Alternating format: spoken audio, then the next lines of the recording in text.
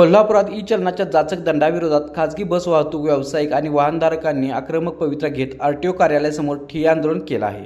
यावेळी वाहतूक संघटनांनी जोरदार घोषणाबाजी करत आरटीओ कार्यालयाचा परिसर दणाणून सोडला।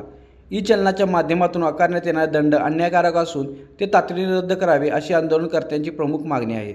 या मागणीसाठी खासगी बस वाहतूक व्यावसायिक प्रदीप राठोड यांनी गेल्या 3 दिवसांपासून प्रादेशिक परिवहन कार्यालयासमोर आमरण उपोषण सुरू केलं आहे।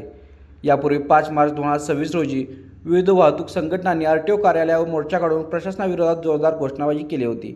मात्र त्यानंतरही प्रशासनाकडून कोणताही ठोस निर्णय न झाल्याने आंदोलन अधिक तीव्र करण्यात आलं आहे।